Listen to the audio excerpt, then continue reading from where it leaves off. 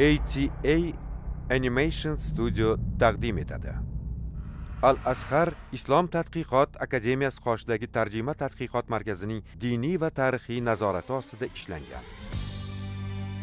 Allohning habibi Muhammad sallallohu alayhi va sallamning siratlari asosida.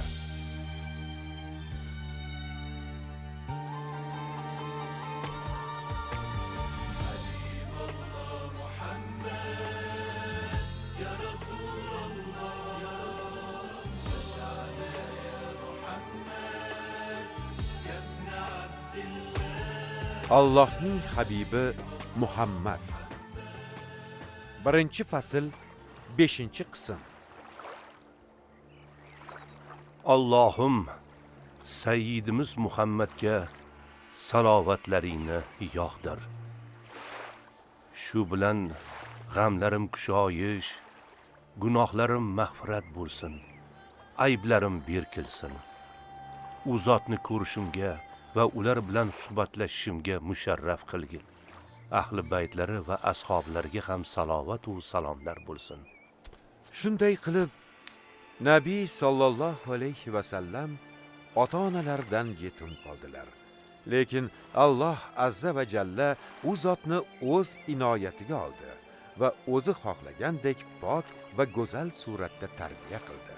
Alloh taolo u zotni yoshliklardanoq johiliyat nopokliklari va barcha ayblardan hifz va himoyasida saqladi. Nabiy sallallohu alayhi va sallamni bobolari Abdul Muttalib o'z qaramog'iga oldi.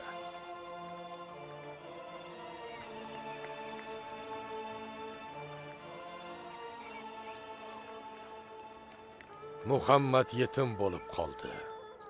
Endi men unga mas'ulman. Agar mening ham kunim bitsa, kim uni o'z qaramog'iga oladi? Allohga qasamki, nabiramning sha'ni buyuk bo'ladi. Muhammad, ortga qayt. Bu bobong Abdul Muttalibning joyi. Kel bolajonim, yonimga o'tir.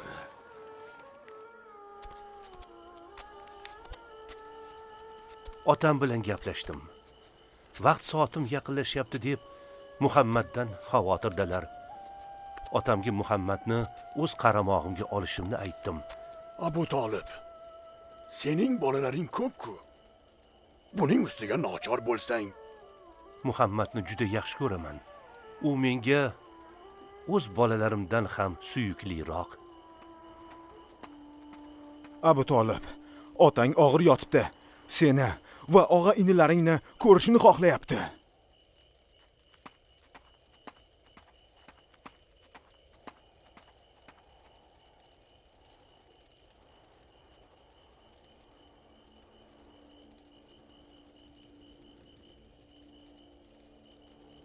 onalari vafotidan so'ng u zotni bobolari Abdul Muttalib o'z qaramog'iga oldi. Bobolari ajali yaqinlashganini sezganida o'g'li Abu Talibga Nabiy sallallohu alayhi va sallamni o'z qaramog'iga olishini vasiyat qildi. Payg'ambarimiz taxminan 10 yoshlarida qo'y boqa boshladilar. Bu og'ir hayot edi. Ammo Alloh taolo u zotni buyuk vazifaga tayyorlayotgan edi. Onalari vafotidan so'ng u zotni bobolari Abdul Muttalib o'z qaramog'iga oldi. Bobolari ajali yaqinlashganini sezganida o'g'li Abu Talibga Nabiy sallallohu alayhi va sallamni o'z qaramog'iga olishini vasiyat qildi. Payg'ambarimiz taxminan 10 yoshlarida qo'y boqa boshladilar. Bu og'ir hayot edi. Ammo Alloh taolo u zotni buyuk vazifaga tayyorlayotgan edi.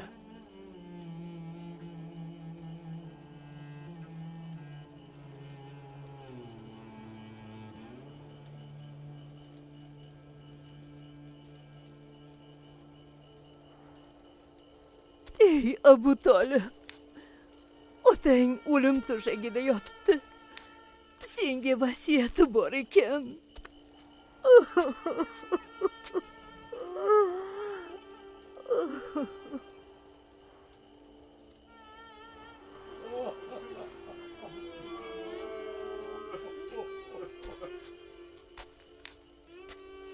otajon,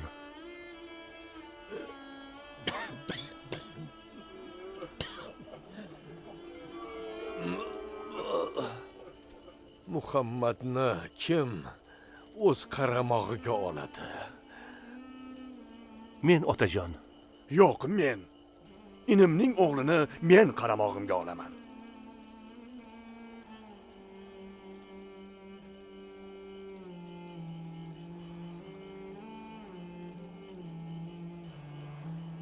Mendan keyin sardoringiz Abu Tolib bo'ladi. Muhammad ham uning qaramog'ida bo'ladi. Nabiramni odamlardan ehtiyot qilinglar. Unga ozor yetkazsalar, yordam beringlar. Agar unga qarshi urush ochsalar, uni qo'llab-quvvatlanglar. Zero u haq yo'lda bo'ladi.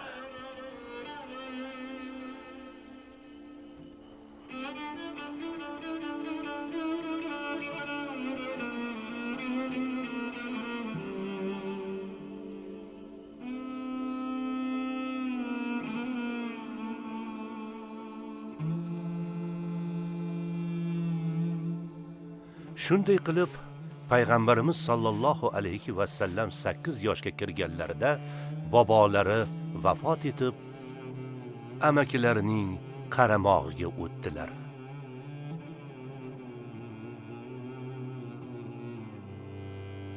Allohning sizga rahmi kelsin, otajon. Allohning rahmi kelsin.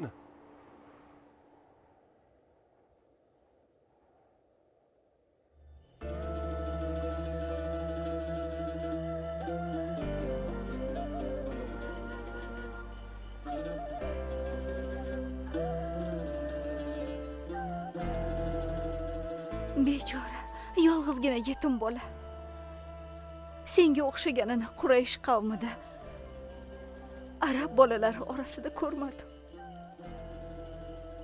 Bir xonadondan boshqa xonadonga, bir kishi qaramog'idan boshqaning qaramog'iga o'tasan. Oh, suyukligim Muhammad.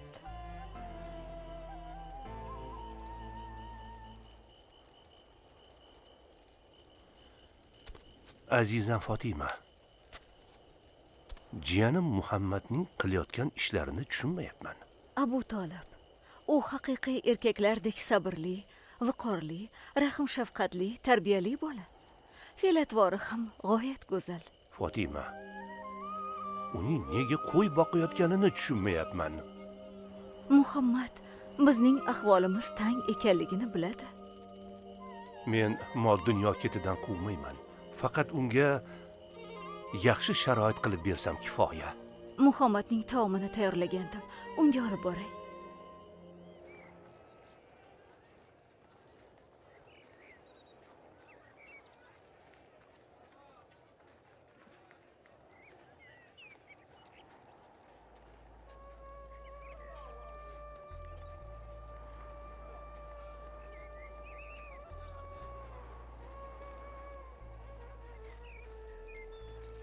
Nabiy sollallohu alayhi va sallam boqayotgan qo'ylar boshqalar boqayotgan qo'y va chorvalarga o'xshamas edi. Ul zotning barakotlari shu darajada ediki, Makkadagi barcha Qurayshiylar qo'y va chorvalarni Nabiy sollallohu alayhi va sallam boqishlarini xohlashardi. Rasululloh sollallohu alayhi va sallamning taomlari tong otgandan to kechgacha suv va xurmodan iborat edi. Yigit va qizlarimizga Rasululloh sollallohu alayhi va sallamda buyuk o'rnak bor. 10 yoshlarida qo'y boqardilar. Amakilariga qarashmay turib, ularning uylarida taom yeyishga oliy janobliklari va izzat nafslari yo'l qo'ymas edi. U zot qo'y boqardilar va payg'ambar bo'lganlaridan keyin biror payg'ambar yo'qki, qo'y boqmagan bo'lsa derdilar.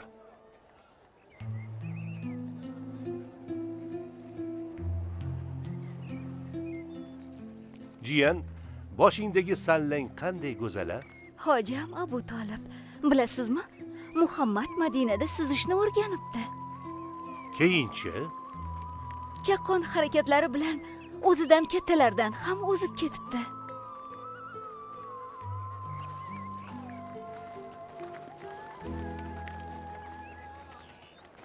Men Banu laqablik folbinman.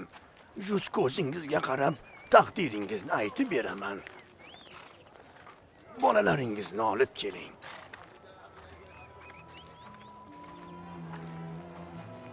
Ey Abu Talib, Muhammadni anavi folbinning oldiga olib boring. Yo'q, azizam. Men juda qo'rqaman.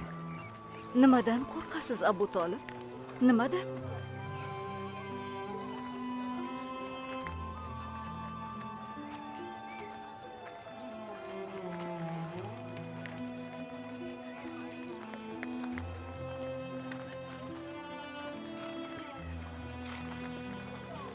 Bolani olib keting. Xudo haqqi. Bu xosiyatli bola ekan.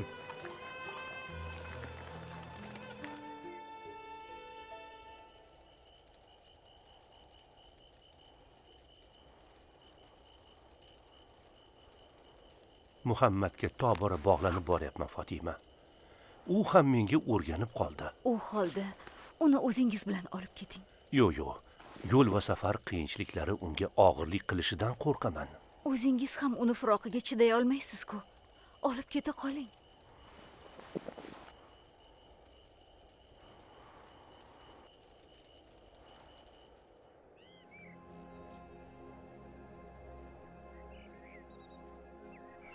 Rasululloh sallallohu alayhi va sallam amakilari Abu Talib bilan Shom safariga chiqdilar.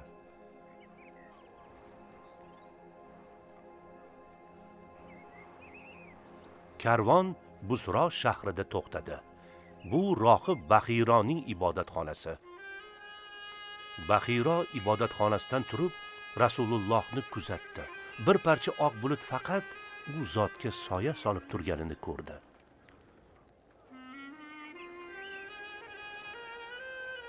U zot ibodatxonaga yaqin bir daraxt soyasida to'xtadilar.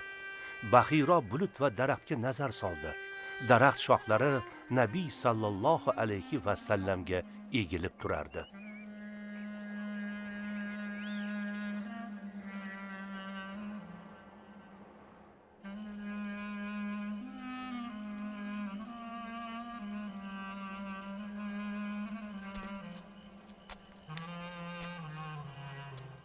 Ey Qurayshiylar, men sizlarga taom hozirladim. Barchangiz marhamat qiling. Katta-yu kichigingiz keling. Xudo haqqi Bahiro. Senda bugun bir gap bor. Ilgari bizni hech siylamasding.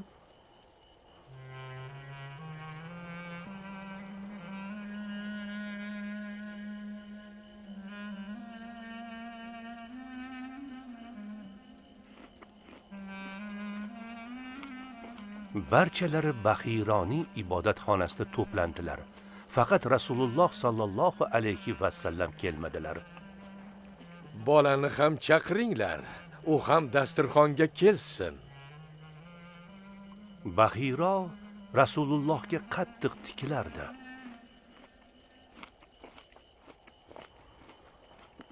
U zotning tanalariga qarab, kutilayotgan payg'ambardagi o'zi bilgan sifatlarni ko'rdi. Baxiro Nabiy sallallohu alayhi va sallamni savolga tutdi. U zotdan uyqulari, xatti-harakatlari, ishlari haqida so'ray boshladi. Payg'ambarimizning javoblari kutilayotgan payg'ambarning sifatlariga to'g'ri kelardi. So'ngra Bahiro Rasululloh sallallohu alayhi va sallamning orqalariga nazar solib, ikki kuraklari o'rtasidagi payg'ambarlik muhrini ko'rdi. So'raydiganini so'rab bo'lgach, Abu Talibga yuzlanib shunday dedi: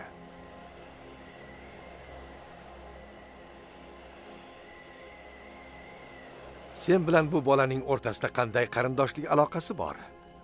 U mening o'g'lim.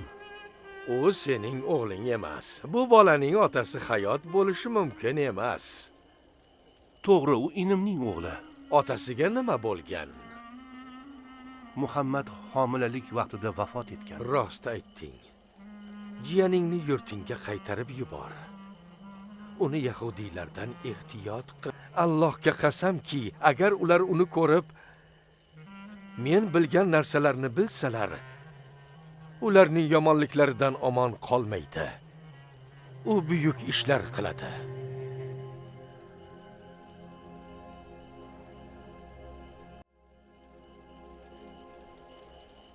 Bismillahirrahmanirrahim. Vad-duha wal-layli idha saja. Ma wadda'aka rabbuka wa ma qala. وَلَلْآخِرَةُ خَيْرٌ لَكَ مِنَ الْأُولَى وَلَسَوْفَ يُعْطِيكَ رَبُّكَ فَتَرْضَى أَلَمْ يَجِدْكَ يَتِيمًا فَآوَى وَوَجَدَكَ ضَالًّا فَهَدَى وَوَجَدَكَ عَائِلًا فَأَغْنَى فَأَمَّا الْيَتِيمَ فَلَا تَقْهَرْ وَأَمَّا السَّائِلَ فَلَا تَنْهَرْ وَأَمَّا بِنِعْمَةِ رَبِّكَ فَحَدِّثْ. Mehribon va rahimli Allohning nomi bilan boshlayman. Choshgoh bilan qasam. Sukunatga cho'mgan tun bilan qasam. Robbing seni tark qilgani yo'q. Senga g'azab ham qilgani yo'q. Va albatta, oxirat sen uchun bu dunyodan yaxshidir. Va tezda Robbing senga ato qilur va sen rozi bo'lursan. U seni yetim topib joylab qo'ymadimi? Va u seni hayron holda topib hidoyatga boshlamadimi? Va u seni kambag'al holda topib boy qilmadimi? Ammo yetimga qahr qilmagin va ammo soyilga zajr qilma va ammo Robbingning bergan ne'mat haqida so'zla. Zuhro surasi 1-11 oyatlar.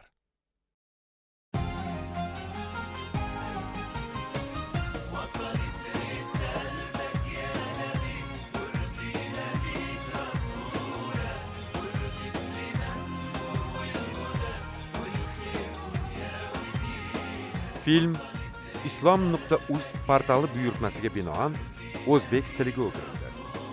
Tarjimonlar: Olimxon Qodirov, Muslima Qodirova. Ilmiy muharrir Abdul Azim Ziyovuddin. Dublyajda artistlardan Mahmud Ismoilov, Boyir Xolmirzayev, Barno Qodirova, Laziza Azizzoda, Azizxon Latifov, Abdujabbor Fayziyev, Qobil Sobirov, Behzod Muhammadkarimov ovoz berishdi. Dublyaj rejissyori Ulug'bek Shoynazarov. Ovoz rejissyori Shohruh Shahobiddinov. Muharrir G'ayrat Saydullayev. Rejissyor assistenti Davron Madiyorov. Ma'mur Ahror Yahyoyev. Prodyuser Abduvahid Sattiyev. Ijodiy guruh rahbari Ismoil Muhammad Sodiq. Filmda Shayx Muhammad Sodiq Muhammad Yusuf hazratlarining Qur'oni Karim va o'zbek tilidagi ma'nolar tarjimasi kitobidan foydalanildi. 1-fasl 5-qism tugadi.